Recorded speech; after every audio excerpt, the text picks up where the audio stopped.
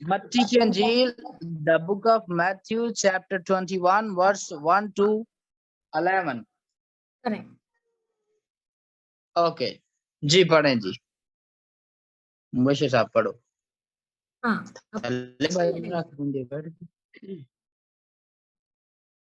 और जब वो यरूशलेम के नजदीक पहुंचा और जैतून के पहाड़ पर बैतफगे के पास आए तो यीशु ने 2 शागिर्दों को ये कहा, कहकर भेजा कि अपने सामने के गांव में जाओ।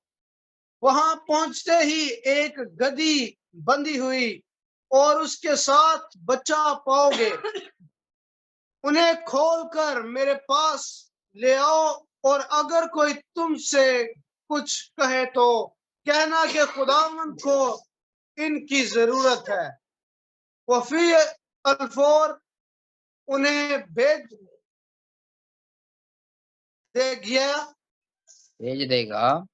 देगा। ये इसलिए हुआ कि जो नबी की मार्फत कहा था तो पूरा हो के सियोन की बेटी से कह के देख, तेरा बादशाह तेरे पास आता है। वो हलीम और गधे पर सवार है, बल्कि लादों के बच्चों पर। बस शागिर्दों ने जाकर जैसा यीशु ने उनको हुक्म दिया था वैसा ही किया, और गधी और बच्चे को लाकर अपने कपड़े उन पर डाले, और वो उन पर बैठ गया। और भीड़ में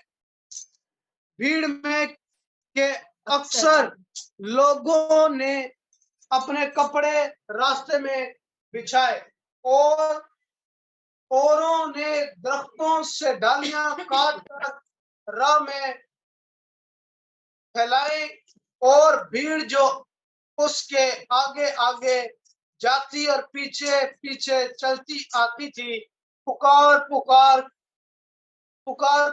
कर कहती थी, इब्ने दाऊद को होशाना, मुबारक है वो जो खुदावंद के नाम पर आता है, हलीम हाल में बाला पर होशाना। और जब वो यरूशलेम में दाखिल हुआ तो सारा शहर में हलचल पड़ गई, और लोग कहने लगे, ये कौन है?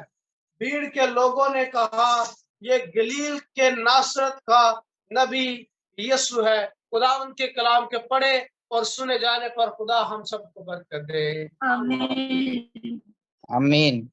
आमीन। आधे घंटे पहले वसीम भाई और उनकी वाइफ ने मुझे कॉल किया। आप सुन सकते हो? जी सुन सकते हैं। तो आधे घंटे पहले वसीम भाई और आधा घंटा पहले मुझे फोन किया। मुझे फोन किया गया। हाँ। यहाँ पे क्या लिखा है? 2 डिसाइपल को भेजा। प्रभु यीशु 2 डिसाइपल को भेजा जी, 2 शागिर्दों को भेजा। किस लिए? किस लिए भेजा गया? गधी बंदी थी, गधी बांधी हुई थी उसको जी, छुड़ाया। उसको छुड़ाया। फिर प्रभु ने उस गधी को इस्तेमाल किया। फिर खुदावंद यीशु मसीह ने उस गधी को इस्तेमाल किया जी। हाँ? और फिर गांव में हलचल मच गई, और फिर रास्ते में हलचल मच गई, शोर मच गया।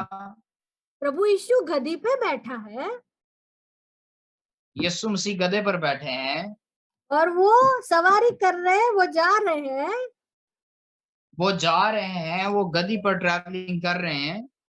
रास्ते में जो कपड़े बिछाए हैं, जो ये पौधे जो भी बिछाए हैं, वो उन जमाने में जैसे कि सेलिब्रेशन हो रहा है। जी है, समझ लो फूल है, फूल है, तो फूल बिछाए हैं रास्ते में। गधी के ऊपर प्रभु यीशु सवार है? और आमीन। पैर किसके फूलों को छू रहे हैं? गधी के पैर फूलों को छू रहे हैं। प्रभु यीशु बैठे हैं, प्रभु यीशु की महिमा हो रही है। और गधी जो बंधी हुई थी सालों से, जिसको कोई उसका भाव नहीं पूछ रहा था, अकेली बेचारी कहीं पे थी कोने में, वो ऐसे ही बंदी थी। प्रभु यीशु ने उसको छुड़ाया, फिर बोला कि मैं इसका इस्तेमाल करूंगा जिसका कोई भाव नहीं पूछ रहा, जिस पे कोई सवाल खुदावंद यीशु मसीह ने उस गधी को छुड़ाया जिसको कोई पूछता नहीं था। खुदावंद यीशु मसीह ने उस गधी को इस्तेमाल किया।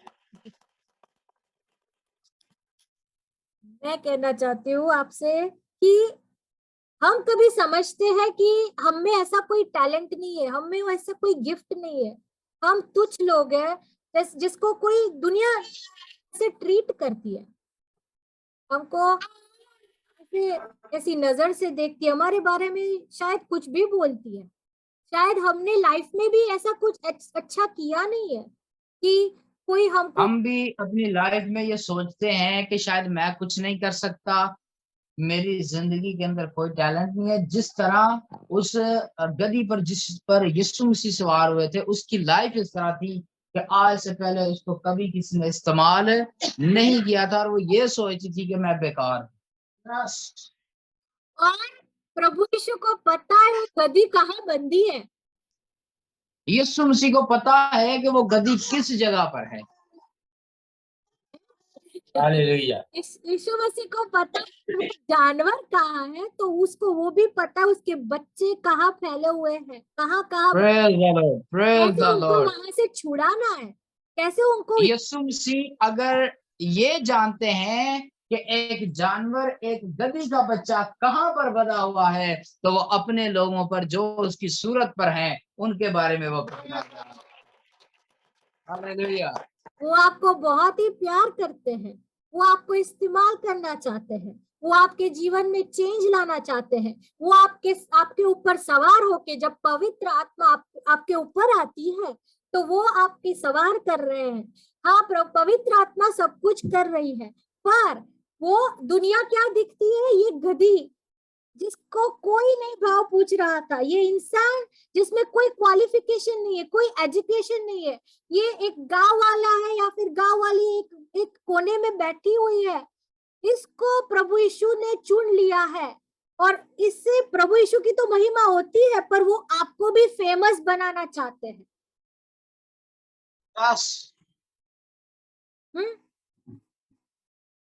और Yes, you are right.